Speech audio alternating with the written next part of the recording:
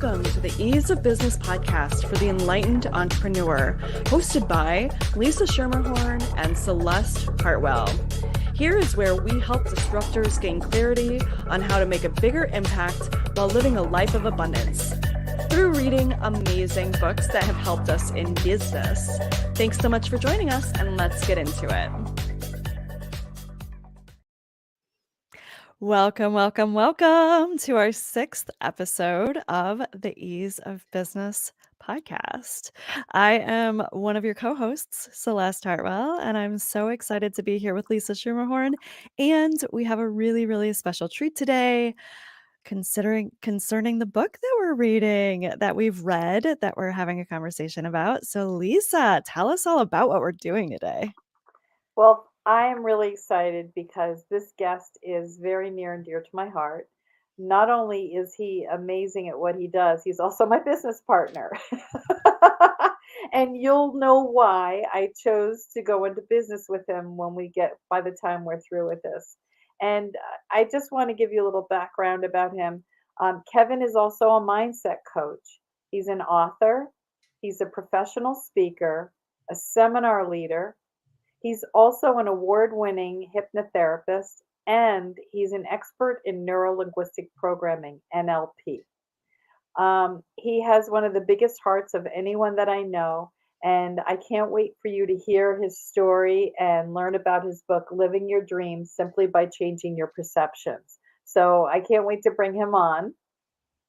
So with that, we're going to bring Mr. Kevin in. So welcome, Kevin. Hey, how you doing? Oh, it's so exciting to be here. Lisa, it's so exciting to see you again. Other than the 3 times we saw each other today. Partners. Yeah, so we talk to each other, see each other every day. I know, I feel like I'm going to be a third wheel in this conversation. Thank you very much, both of you, for having me on here. I'm excited. Yeah, well, welcome. We're really excited. So, Kevin, I guess since Lisa knows you so well, I'll ask the first question and maybe we'll just go back and forth and ask what we feel called to. But tell us a little bit more about yourself and your life as it pertains to writing your book. Okay, well, sure. I'd love to. When I got out of school, I had a path which is completely different than it is today. It was technology. It was software.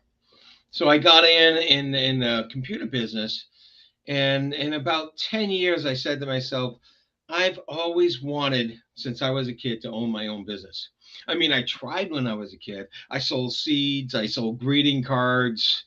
I sold pets that weren't mine. No, I tried to have a business. And so I dreamed of it, and my mother had her own business, and so I said, "Yeah, it's time for me to have a business." And when I did, I said, "What can I do?" Now I'd done everything in the software business, but I had been a trainer for many years, and I trained all over the world. So I said, "That's the kind of business I should get into." So there was a sales training business, a franchise, and I said, I can train really well, but I have no idea how to sell. And they said, that's what we do for a living. We'll teach you. At least I thought they were going to teach me. They taught me, and they taught me all these things to teach others, to teach salespeople and stuff. And I learned later on that most of what I was teaching the salespeople was something based on neuro-linguistic programming, NLP. So it was my first dive into this NLP thing, which was, all these language patterns that you use for sales. And at the same time, I had the old business brought me in. By the way, they tell you, if you're going to open up a new business, do it all the way. Don't keep your foot in the old business. Well, I kept my foot in the old business. Guess what? That old business turned into a very lucrative business that after 5 years got up to $1 million a year. So I love the fact that I did that. I was very busy around that time, but around that time also, by the way, this was, Lisa, I think I might have, I don't know if I mentioned this to you, but you talk about sometimes big mistakes or big possible mistakes you make. The day I left my full-time job and started my new business, And when the day I started my new business, I was probably about 50K in the hole for the franchise fee and everything else. It was the day my second adopted baby arrived at the house. It was funny. I said, see ya, honey. I gotta go out to Maryland today. She said, but the baby's coming. Anyway, we adopted, as you learned, we adopted our children. We adopted 3 children. Our first one was 5.5 years old when we adopted him. And when he walked in the house, he had already lived in 7 different homes. Wow. Yeah, yeah. And we knew what it was like in his birth home. And it wasn't very nice because his parents were addicts. They were alcoholics and addicts, and so a lot of neglect and stuff. But we didn't have any idea about the foster homes. And as it turned out later on, we learned there was a lot of abuse in there as well. And so he came into the house with some problems, some big problems from the first day on, and they just steamrolled and got worse and worse. When he went to school, he got suspended in kindergarten. I had not heard of any kid getting suspended in kindergarten before. At 10 years old, he was too dangerous. We had 2 other adopted children at that time, but he was volatile. He'd take rage fits and just throw things around, and he'd grab at people and stuff like that. So we had to have him out of the house and put in a residential, which we thought, therapy every day. And he has his own therapist and his psychiatrist on board. Everybody's a licensed counselor. And we thought, this is it. This is going to work. And unfortunately, it was the opposite. He just became worse and worse until, he was the worst child in these residentials that he was in. And at 17 years old, they said, he's got to go into psychiatric lockdown.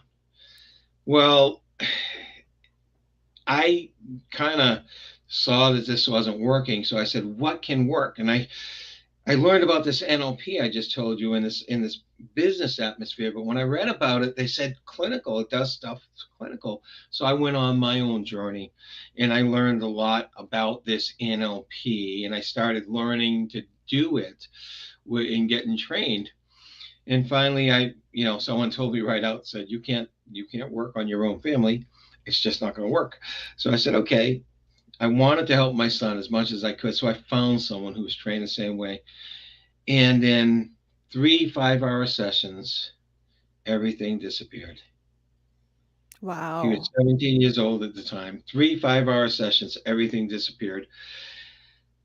And I said at that time, that week, I can still remember that week because the therapist had us in her office. She was trapping us, and she was saying cease and desist or else.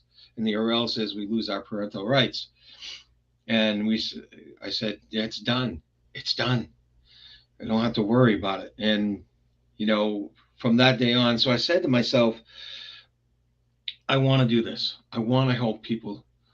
I want to help people like this.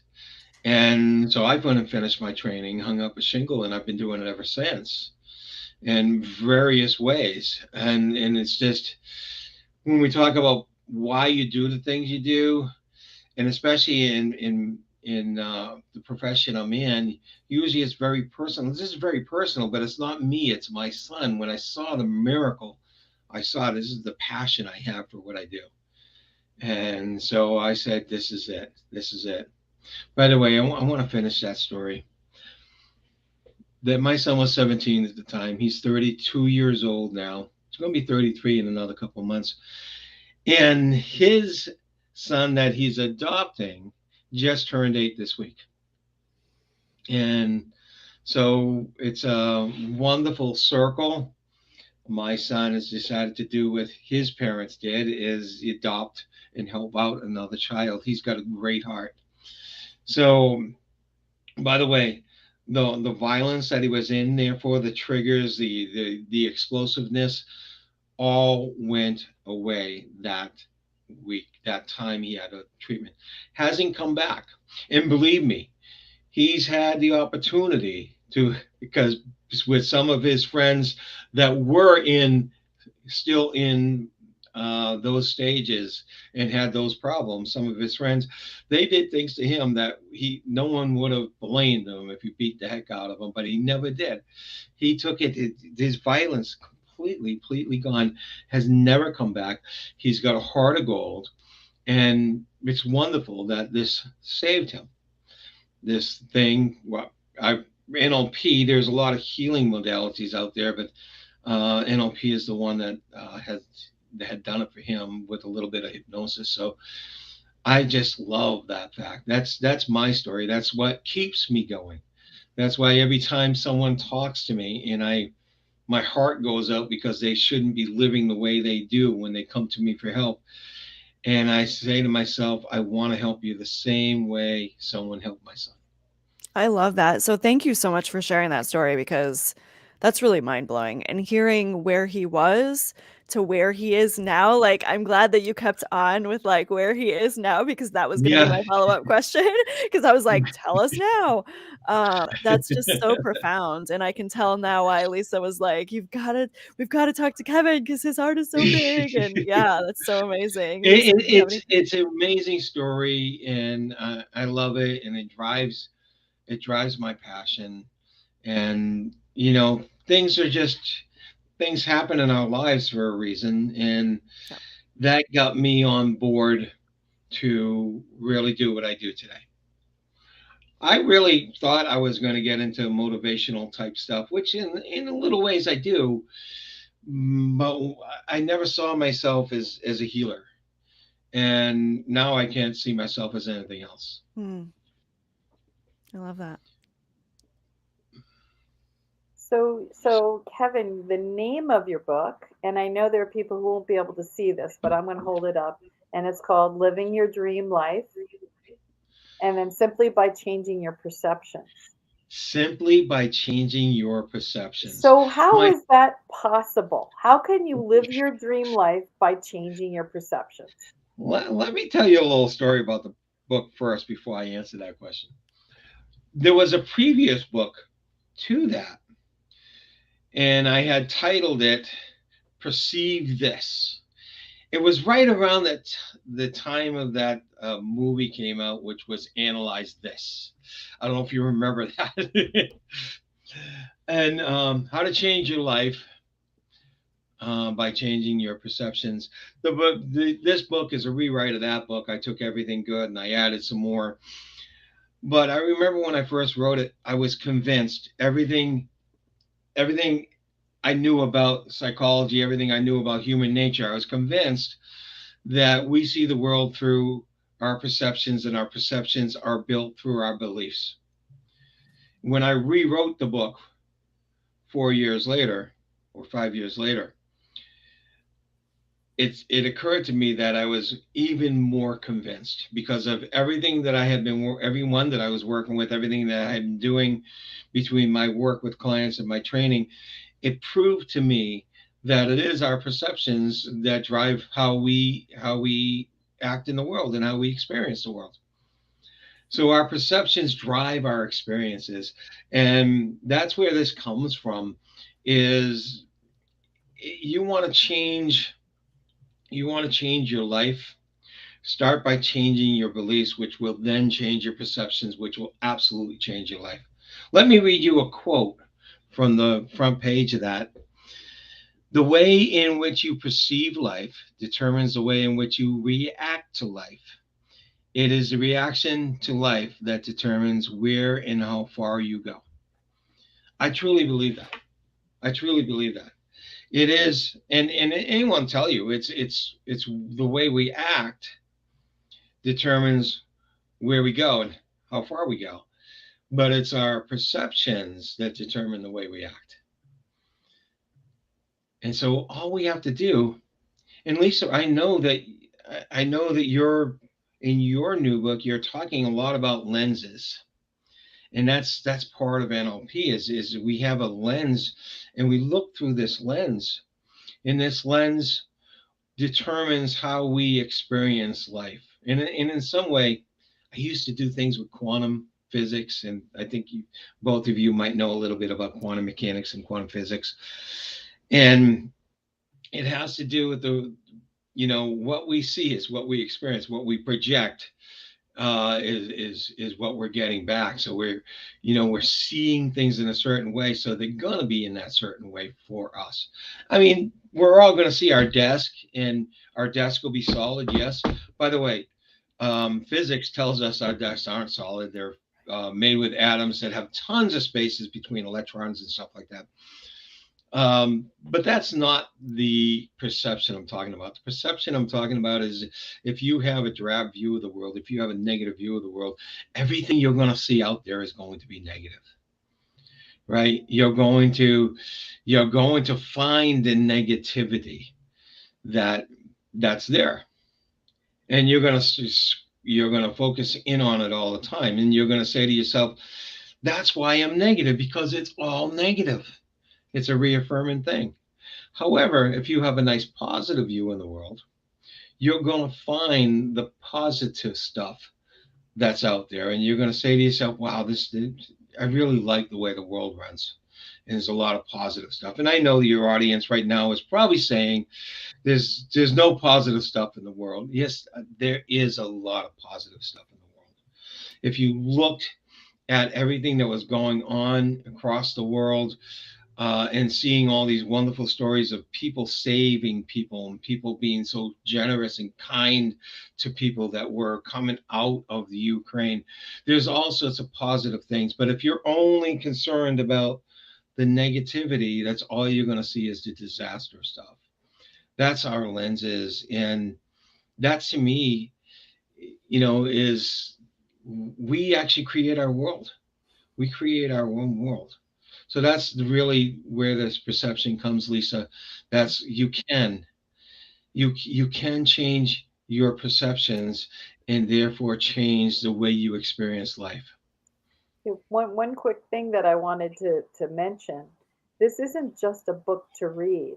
What I love about is the format that you actually can precipitate change when you read it, because you might want to talk about the format, but you have a lot of exercises in the book to really help people shift and change as they go through the book. I meant it for a thank you, Lisa. I meant it for a workbook. I meant it for I when I wrote the book, I said, I want to get people to change.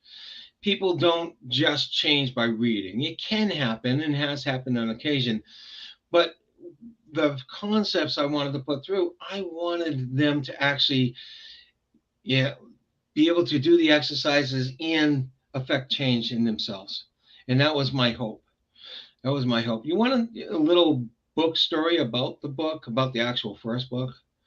And Sure. because you're talking to book authors all the time, right? Right. So I wrote my first book, I think, in 3 or 4 months. Then I sent it out to an editor. And the editor sent back an editorial that was twice as thick as my book. And she started out with, "Who do you think you are writing a personal development book?" Talk about It took everyone's me, worst nightmare when they're putting their heart on the page, right? yes, exactly. It took me 4 years before I went back and revised my book. I actually had to hire a coach. I hired a Tony Robbins coach. And then it took me another 3 months to get it published. I got to say, I learned a lot from the editorial, not from her opinions, of course, but from her editorial, from a book editing standpoint and grammar and everything else. I learned a ton. But boy, did that shut me down for a long time. So anyone out there who's writing a book, don't let people's opinions stop you. Don't let people's Yeah, I opinions stop. used to coach people on writing books, Kevin, and the biggest thing that people would say was, "I was never a writer. I don't know grammar. There's already been a million books on this topic." And that was the number one thing that I was coaching people through was, "I I am not your English teacher from second grade," or, like, I I don't care what your grammar looks like. I care that your story is there. I care that how you help people is present. I care that how you are showing up is how you sound when I speak to you, because that's what Mhm. people are going to hear, right? And like, that's the biggest thing, that when anyone is writing a book needs to remember, yes, there's maybe been 1,000 books on your particular topic that have been published, but none of them have come from you. And your people need to hear your voice on it. They need to hear your take on it. So Yeah. I'm so glad that you were able to get through that, because some people don't. A lot of people don't. So congratulations to you, because Thank you. it's a Thank feat. you. And I got I got a new book in the works, hopefully to come out later this year. And it Yay. is more advanced on actual uh, techniques for change and really a good foundation of how we work as human beings, I how love we that. work and how our subconscious drives us. And you know who's I used to like that term, which used by in several books, who's driving the bus, right? And so I explain all that. I just love being able to teach people this stuff and help people use it to make change themselves. Hey, I love that. Kevin, oops, sorry. Uh, Kevin has also invented his own technique, mm. EMRT, that helps people with anxiety and pulls them out of, really difficult situations. I don't know if you want to talk to that briefly. I know it's not in the Sure. book, but I'm hoping that'll be in your next book. That is going to be part of my next book. Yes, I did an interesting deep dive into eye movement, and in NLP there is something called eye movement integration, and of course we have those of you that are familiar with therapy. We have EMDR, which is eye movement desensitization re something, and So when I was studying all these and several others, I realized none of them really the explanations for how they work were different from everyone. So I went and did just something random, not random, but I said, okay, let's look at fMRIs on eye movement. Period. Just not on any technique. And I found what happens when your eyes are moving, your head staying still. And so with that, I surmised exactly what is going on. So I created my own protocol, which not only does the kind of things that these other ones were proposing to do, and actually to a degree do.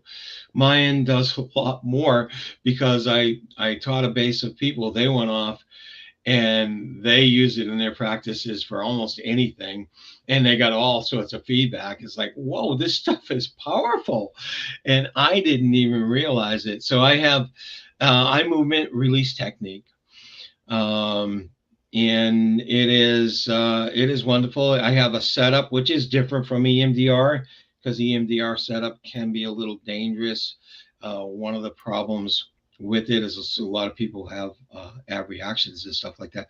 But this is just another tool that drove me to say, okay, these people shouldn't have these triggers. They shouldn't have to deal with these triggers.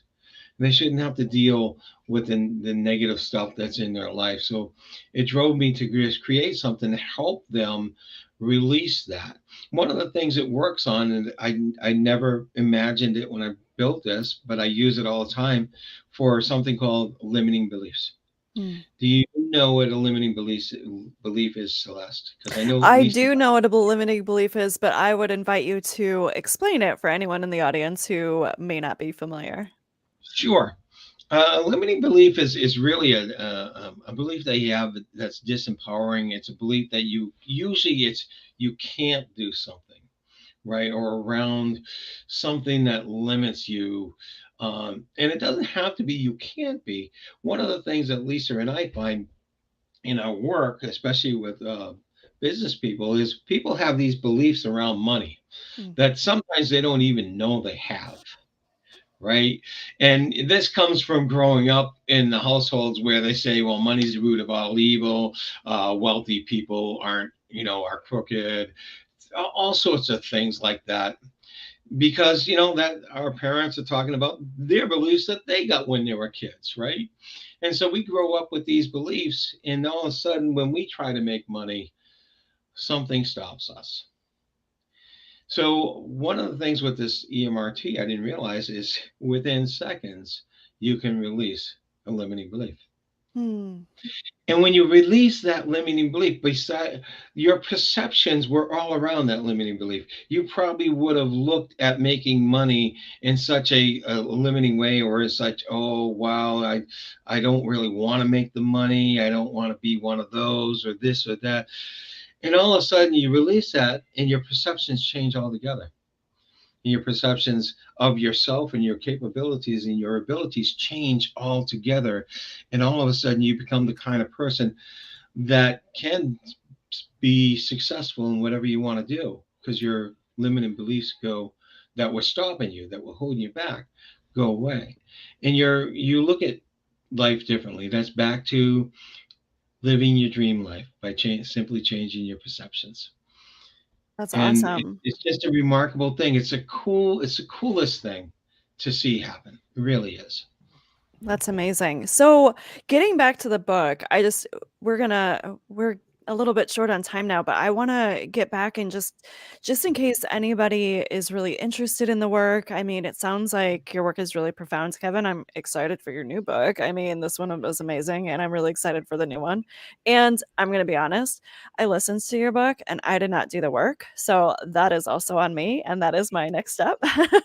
But I wanted to know, what do you feel like, if people don't have the time to go through the entire book or all of the workbook, is there one specific section or chapter that you feel is the most important that would be most beneficial for them? Well, there is one of my favorite chapters is finding your mission. Hmm. Because when you find your mission, basically it has to do with your purpose. That's where your drive is. And so I enjoyed writing that. I enjoyed going through the whole exercises that I built in there. I enjoyed walking other people through it. I enjoy rereading it. So I think even though we're individuals, regardless if you got a business or not, make a mission statement for yourself, like a business would. Make a mission statement. Find a mission statement for yourself, and that mission statement usually ties to purpose, right? So why are you here? What is it that you're here to do? And I tell the story of Alfred Nobel from Nobel Peace Prize. Before he turned so charitable, he was known as a manufacturer of death because he had dynamite plants and he was selling to armies all over the world. And so he didn't realize that people saw him like that. He didn't realize that he didn't want to be like that. So he changed his whole mission. He shut down everything or sold everything and then started the charities and with the Nobel Peace Prize and everything else. So if we to now haven't had a great mission or one that we'd be proud of, or it doesn't seem like it is, the book walks you through all this. You still can change it. You still can change who you are and change your beliefs and then have a wonderful mission statement. Your mission statement is your umbrella. I'm making an umbrella now for those listening to this over my head. Your mission statement is your umbrella, meaning that if you really got a great mission statement that's to your heart, all your decisions, everything you do in life will be aligned with that mission. And that's what the reason to have one in the first place. I love that. I feel like that's a beautiful place to end. Did you have any other questions, Lisa, that you wanted to ask? Well, I know that not only is Kevin a great author, but he's also an amazing mindset coach. So I don't know if you want to tell people how they can reach you and what a session with you might look like, and some of the work that you do. Sure. The company that Lisa and I run is Peak Performance Mindset Coaching, which is easy to find because it's at peakperformancemindsetcoaching.com. And my email is kevin@peakperformancemindsetcoaching.com. It's long, but it's easy to remember. And I like to say that, yeah, I help people get those blocks, those obstacles out of their way, right? And those obstacles are the limiting beliefs, and the emotional issues and everything else. And that's in the way, whether you're a business leader or you're just an individual housewife or just anyone. We all have that in our way. We all have those things that hold us back from being who we want to be, maybe even living that dream life. So those are the kinds of things I work with people with, and it's wonderful. It's easy. It's hypnosis, or the waking hypnosis that I do, which is NLP, is nothing to be afraid of. It's grounded in science, as well as regular hypnosis, by the way, is grounded in science. It's nothing mystical, nothing to be afraid of. And so if you ever want to try it, or you ever want to discuss anything in my book or anything we talked about, you can reach out to me. And if you find me on Facebook, Kevin Martin on Facebook, Tuesday mornings, I have every Tuesday morning at 9 o'clock Eastern, I have a Coffee with Kevin little podcast. Because As I he love takes a coffee. sip of coffee. Yes, as he takes a sip of Yeah. coffee. It's You know, decaf, by the way. one of the things that I like to quickly demystify about hypnosis, because people think that it's a way to control people, or NLP, and I will say, in my experience, that I can't make anyone do anything that they don't want to do. And one of the other things that I say is that we are programmed on our own through our lifetime, between our belief systems and what our parents tell us, and from our religion and school and any traumas that we experience. And what Kevin is actually doing is unprogramming you so that you can actually be who you are supposed to be, getting rid of all the programming and the hypnosis that happened to you naturally, because it's actually a natural state. When you wake up in the middle of the night and and you're walking and you're not fully awake, that's all it is. And so I invite you to just give it a try, because this work gets to the root cause, and he does really amazing work. And I want to thank you so much, Kevin, for being here. Oh, thank you very much for having me, both you, Lisa, and Celeste. I love the questions. Thank you. I loved being here. Yeah, thank you so much, Kevin. So we're going to say goodbye to you, and we really appreciate you being here. So we're so appreciative to have had Kevin Martin with us today, again from peakperformancemindsetcoaching.com. And again, please make sure that if you're interested in this material, doing some of this on your own, changing your life, creating what you want, please go out and look up his book, Living Your Dream Life Simply by Changing Your Perceptions. And you can find it on Amazon, and I'm sure other places that books are sold online, but definitely Amazon. And we wanted to announce that next month's book is Happy Pocket Full of Money. It's Infinite Wealth and Abundance in the Here and Now by David Cameron Gikandi. And so I'm just going to gush a little bit. Like, I've been all over this book lately, listening to it every single day, and it has been changing my whole entire life.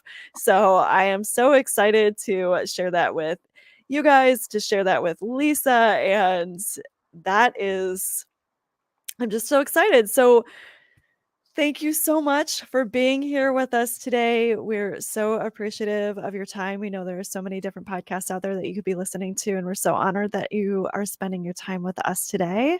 And if you have a book or have written a book that you would like us to read, listen to, discuss, or maybe you are an author, you've written a book and you want to be interviewed, please send us an email. Go to easeabusinesspodcast.com, send us a note on Facebook or LinkedIn. Both Lisa and I, you can find us there, Lisa Schermerhorn and Celeste Hartwell, and we would love to hear from you. So, Lisa, do you have anything else to add before we back out? No, I really love this today, and thank you for the honor of being able to do this podcast with you. And looking forward to next month. I can't wait to dig into that book. It sounds really amazing. I looked at the review on it and I was like, oh yeah, I'm going in that. And For I the will Daisy side. say that the audiobook is different than the physical copy. So I've been devouring the audio, but I've heard other people say there's actually more in the audio than there is in the physical Oh, book. So just high points for Audible. That's my push. I already So yeah, downloaded my copy. that's amazing. So we will be here again on the third Tuesday of the month of May, which is Tuesday the 17th at 7 p.m. Eastern. If you'd like to catch us live on Facebook or on our YouTube channel, again, you can get to those links from easeofbusinesspodcast.com. And we look forward to seeing you then. This has been the Ease of Business podcast for enlightened entrepreneurs, hosted by Lisa Schermerhorn and Celeste Hartwell. Thank you so much for joining us. You can find us at theeaseofbusiness.com, on our Facebook page, and on YouTube at the Ease of Business podcast. We stream live on YouTube and Facebook every third Tuesday of the month. And we'd love it if you'd like to read the book that we're doing next and join in the conversation live at 7 p.m. Eastern.